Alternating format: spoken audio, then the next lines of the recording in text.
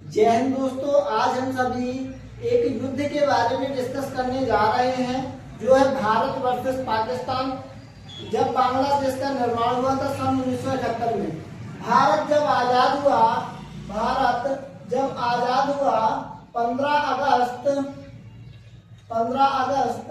सन 1947 को, तो पाकिस्तान का क्षेत्रफल दो जगह था। एक आपका कहलाता था पश्चिमी पाकिस्तान और एक कहलाता था पूर्वी पाकिस्तान। पूर्वी पाकिस्तान जो वर्तमान में बांग्लादेश है और पश्चिमी पाकिस्तान जो अभी प्रेजेंट टाइम में पाकिस्तान है। पश्चिमी पाकिस्तान के लोग पूर्वी पाकिस्तानियों के साथ हमेशा अत्याचार किया करते थे। उन्हें बांग्ला या फिर बंगाली आदि चीजें बोलकर उन्हें परेशान किया करते थे।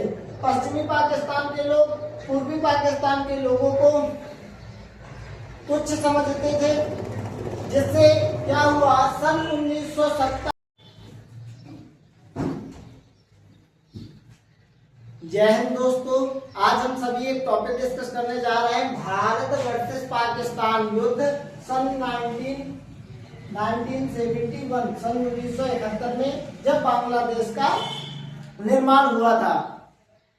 बांग्लादेश सन 1947 में जब भारत आजाद हुआ, आजादी के परिणाम स्वरूप पाकिस्तान के दो टुकड़े हो गए थे। पाकिस्तान दो जगह विभाजित हो चुका था।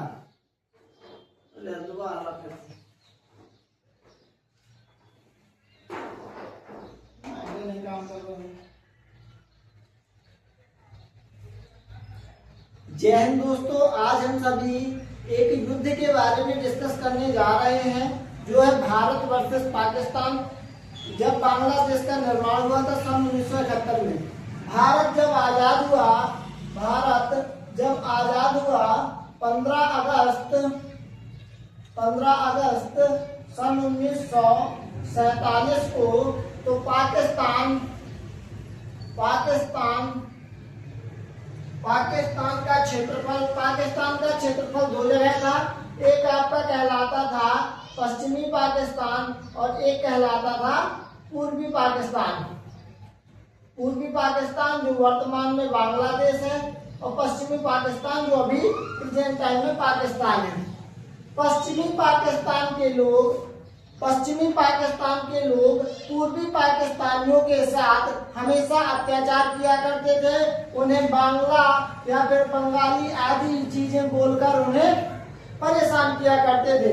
पश्चिमी पाकिस्तान के लोग पूर्वी पाकिस्तान के लोगों को तुच्छ समझते थे, जिससे क्या हुआ सन 1970 जिसके परिणाम स्वरूप सन 1971 में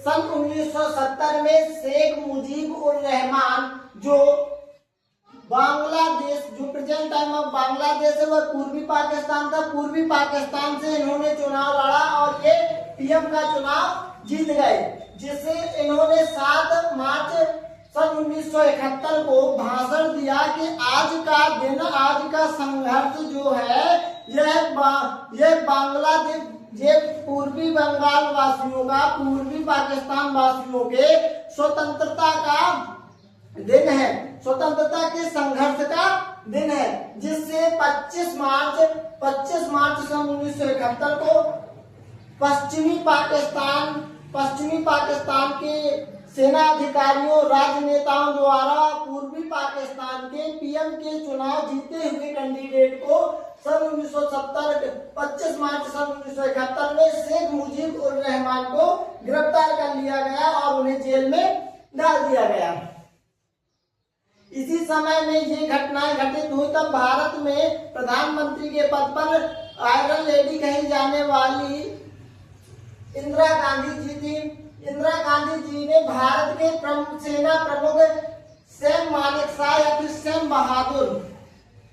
सैम हारमुरजी रामजी जमशेदजी मानेक साहब, जिन्हें सैम मानेक साहब के नाम से जाना जाता है। इनसे प्रमुख सेना अधिकारी से इंदिरा गांधी जी ने कहा कि ये पूर्वी पाकिस्तान के साथ में जो पश्चिमी पाकिस्तान के लोग अत्याचार कर रहे हैं, इस अत्याचार को समाप्त करने के लिए हमें आगे आना होगा, तो हमें युद्ध करना होगा। तो जिससे मानेक साहब ने युद्ध करने से मना कर दिया। और क्यों? क्योंकि टाइम कौन सा चल रहा था? टाइम चल रहा था मार्च। और इसी टाइम पे अप्रैल के महीने में अप्रैल 1971 में कम 10 लाख बांग्लादेशी भारत आ गए। पूर्वी पाकिस्तानी भारत में शरण लेने आ गए। यह समस्या धीरे धीरे विकट रूप ले रही थी। उसी टाइम पीरियड में इंदिरा गांधी जी ने सैम मानेक साहब से युद्ध करने के लिए कहा, तो सैम मानेक साहब ने युद्ध से मना कर दिया। सैम मानेक साहब का कहना था कि अप्रैल का मंथ चल रहा है, विदाउट नवंबर से पहले हम युद्ध नहीं कर सकते।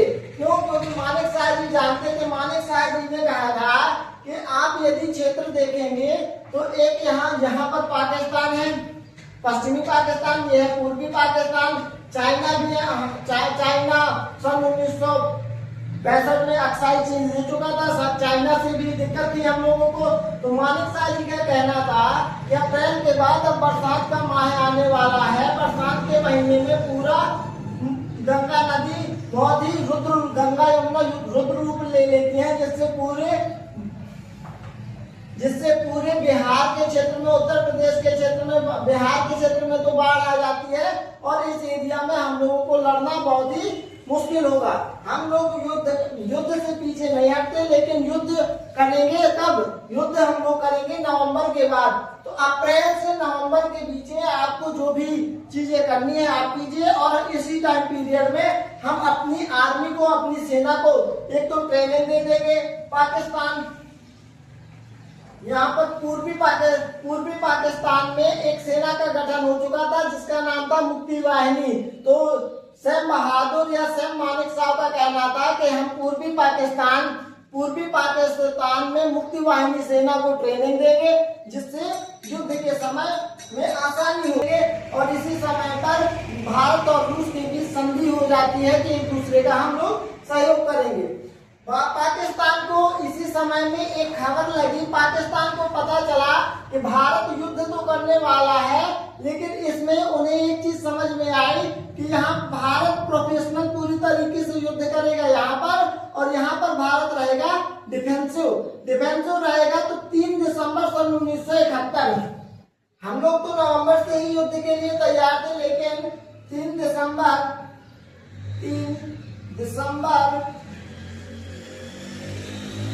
1971 में पाकिस्तान ने अपनी एयरफोर्स के माध्यम से हमारे पूरे इस एरिया में अपने जहाजों से युद्ध का आगाज कर दिया। हम लोग बेसिक ही युद्ध की तैयारी कर रहे थे। युद्ध के लिए हम लोग तो एक मौका ढूंढ रहे थे कि विश्व में हमारी जो इमेज है वह इमेज हमारी यही रहे कि हमने पहले से कभी सामने से युद्ध नहीं किया। हम वसुधैव कुटुंबकम, पूरे विश्व को एक परिवार मानते हैं, पूरे विश्व की शांति चाहते हैं। जब 3 तारीख को ये हुआ, 4 तारीख को पाकिस्तान को एक चीज समझ में आई कि यहाँ पर पाकिस्तानियों को एक खबर लग जाती है, उन्हें पता चलता है कि राजस्थान के लोंगेवाला में भारत के सिर्फ और सिर्फ 120 जवान हैं। भारत के सिर्फ 120 जवान है। तो पाकिस्तानी अपने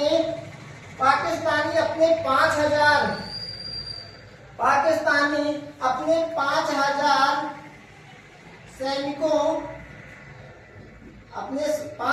सैनिकों और टैंकों के साथ आगे बढ़ता है। और जो लोंगेवाला में हमारे वहाँ ऑफिसर तैनात थे, उनका नाम था कुलदीप सिंह, जो एक सिख रेजिमेंट में से थे और पंजाबी थे। कुलदीप सिंह को निर्देशित किया गया कि आप वहां से पीछे हट जाइए, यहाँ 5000 की समथिंग सेना और विद टैंकों के साथ आ रही है। कुलदीप सिंह के पास ना किसी प्रकार के टैंक थे ना ही कुछ, तो उन्हें बोला गया कि आप पीछे हट जाइए। कुलदीप सिंह ने पीछे हटने से सीधा मना कर दिया। उन्होंने कह दिया कि हम युद्ध करेंगे। सिंह पंजाबी थे, उनका कहना था कि चिड़िया मुंह में बाज लड़ावा, गीदड़ मुंह में सेठ बनावा और 1.25 लाख नु एक लड़ावा, तब गोविंद सिंह नाम रखावा। तो पंजाबियों में तो सीधा एक ही व्यक्ति 1.25 लाख लोगों से लड़ने के लिए आगे तत्पर रहते हैं। तो कुलदीप सिंह की बहादुरी के लिए तो हम तो कुलदीप सिंह के पीछे नहीं हटे और महज इंडिया के भारत के 120 जवानों ने 5000 सैनिकों के साथ युद्ध करने के लिए तत्पर रहे। ये अपने टैंकों के साथ जब वहां पहुंचे तो उन्हें पता, कुलदीप सिंह ने अब उनके पास जो 3 माइंस थी, उन्होंने तीनों माइंस को सबसे पहले लगा दिया। तीनों माइंस को ये रास्ता यहाँ से आना है, तो 3 माइंस को यहाँ क्रम से लगा दिया। तो पाकिस्तानी टैंक जब आए तो पाकिस्तानी टैंक, पहला टैंक ब्लास्ट, दूसरा टैंक ब्लास्ट, तीसरा टैंक ब्लास्ट। पाकिस्तानियों को एक खौफ हो गया। उन्हें समझ में आया कि यहाँ पर पूरे क्षेत्र में क्या हुआ है, भारतीय माइंस लगाए हुए हैं। क्या लगाए हुए हैं? माइंस लगाए हुए हैं। और इन्होंने क्या किया था कि 120 जवानों के, 120 सैनिकों के जो टिफिन थे, बाकी 3 माइंस के अलावा माइंस वहां पर नहीं थी। उन्होंने 120 लोगों के सब सैनिकों के पूरे टिफिन को क्रम से सीक्वेंस से लगा दिया। तो यहाँ पर जो पाकिस्तानी जनरल निया जी ने वहां से अपनी एक टीम बुलाई और यहाँ पर बॉम्ब माइंस निकालने के लिए लगभग पाकिस्तानियों ने 6 घंटे तक सिर्फ और सिर्फ टिफिन निकालते रहे कि इसमें बॉम्ब है, बिल्कुल डरे हुए सदमे में टिफिन को निकालते रहे। जब सुबह का समय होने लगा तो उन्हें समझ में आया 3 बजे के समथिंग कि ये तो भाई टिफिन है, हम लोग परेशान होते रहे हैं। तो फिर इन्होंने युद्ध किया और कुलदीप सिंह जानते थे कि हमें सिर्फ और सिर्फ एक काम करना है, पूरे इन पाकिस्तानियों को इस रात बस का समय हमें इन्हें रोक के रखना है। इसके परिणाम स्वरूप हमारी एयरफोर्स हंटर जहाज, उस समय पे हमारी एयरफोर्स के पास जो जहाज थे उनका नाम था हंटर जहाज। हंटर जहाज की एक विशेषता थी कि ये जहाज रात में फ्लाई नहीं कर सकते थे। ये जहाज सिर्फ और सिर्फ दिन के समय ही उड़ सकते थे। तो पूरी रात इन्हें रोक कर रखना था। कुलदीप सिंह ने अकेले 120 लोगों ने क्या किया, यहाँ पर जैसे आगे आना तो इस पूरे ऐसे सर्किल में इन्होंने गड्ढे किए, गड्ढे में एक दूर में ऐसे सैनिक 120 खड़े हो गए और जब मारना स्टार्ट किया तो पूरे 5000 पाकिस्तानी सैनिकों के मन में खौफ आ गया कि शायद हमें गलत इंफॉर्मेशन मिली थी, यहाँ 120 नहीं है। क्योंकि 120 इतना बुरा मारते हैं, इतना बुरा इन लोगों को मारा था कि इनके टैंक उड़ा दिए। इसी समय में ऐसा हुआ था कि कुलदीप सिंह ने इनके टैंकों को रख दिया था। आज भी यदि आप लोंगेवाला घूमने जाते हैं बॉर्डर में तो आपको पाकिस्तानी टैंक एक म्यूजियम की तरह रखे हुए दिखाई देते हैं, दर्शक बनकर। इसके परिणाम स्वरूप इन्होंने क्या किया था, 3 दिसंबर को युद्ध शुरुआत की। 4 दिसंबर को हम लोगों ने लोंगेवाला में इन लोगों को धो दिया। इसके परिणाम स्वरूप हमारी नेवी जहां शांत रहने वाली थी, क्योंकि सेना तो आगे अभी अपना तहलका दिखाने वाली है, लेकिन यहाँ पर हमारी एयरफोर्स ने काम किया और नेवी कराची बंदरगाह, नेवी ने क्या किया कि हमारी नेवी को, इंडियन नेवी जाकर के यहाँ से पूरे पाकिस्तान को ब्लॉक कर दी। ब्लॉक करने के परिणाम स्वरूप यहाँ से जो जहाज उड़े और उन्होंने कराची बंदरगाह को बुरी तरीके से तहस नहस कर दिया। इतना बुरा कराची बंदरगाह की स्थिति हो गई थी कि कम से कम 15 दिनों तक तो कराची बंदरगाह में आग ही लगी रही। कराची बंदरगाह से लोग भाग भाग करके कराची से ग्वादर बंदरगाह में जाकर के उन्होंने शरण ली। अब पाकिस्तानियों के दिमाग में एक चीज आ गई कि भाई यदि ये कह रहे थे यहाँ पर हम भारत, यहाँ पर क्या है, डिफेंसिव है, जब यहाँ पर डिफेंसिव है तो यहाँ पर कितना बुरा धो रहा होगा, कितना बुरा मार रहा होगा। तो अब देखते हैं कि पूर्वी पाकिस्तान को बांग्लादेश बनाने में यहाँ पर क्या हुआ। यहाँ पर एक मुख्य रूप से हमारा काम करने में यहाँ पर INS विक्रांत जहाज, इंडियन नेवल शिप जहाज को यहाँ पर खड़ा कर दिया गया। यह एक ऐसा जहाज था जिसके ऊपर से छोटे छोटे जहाज एयरफोर्स के लड़ाकू विमान उड़ सकते थे, ये जाकर के यहाँ ब्लास्ट कर सकते थे। INS विक्रांत को लगा करके बांग्लादेश का चटगांव बंदरगाह को ध्वस्त कर दिया गया और यहाँ से पाकिस्तानियों की पूरी तरीके से हेल्प करने के लिए वो मदद करने, पश्चिमी पाकिस्तान का पूर्वी पाकिस्तान का सहयोग करना बंद कर दिया गया। पश्चिमी पाकिस्तान को जब पता चला कि INS विक्रांत ब्लॉक किए हुए हैं पूरी तरीके से, वहां पूर्वी पाकिस्तान में मुक्ति वाहिनी सेना और यहाँ इंडियन आर्मी साइड में खड़ी हुई है, पूरी में मुक्ति वाहिनी सेना बुरी तरीके से पाकिस्तानी सैनिकों को मार रही है। मारने का कारण था ये दरिंदे, ये पाकिस्तानी इतने बुरे थे कि इन्होंने पूर्वी पाकिस्तान अपने ही देश के, जो क्योंकि ये पश्चिमी पाकिस्तान था, ये पूर्वी पाकिस्तान था, अपने ही देश के 30 लाख लोगों को जान से मार दिया था और लगभग 10 लाख महिलाओं का इन्होंने रेप किया था। ये इतने दरिंदे थे कि पिता के सामने उसकी बेटी का रेप कर दिया करते थे। तो इनके साथ ऐसा होना भी जरूरी था। INS विक्रांत को मारने के लिए पश्चिमी पाकिस्तान ने एक चाल चली।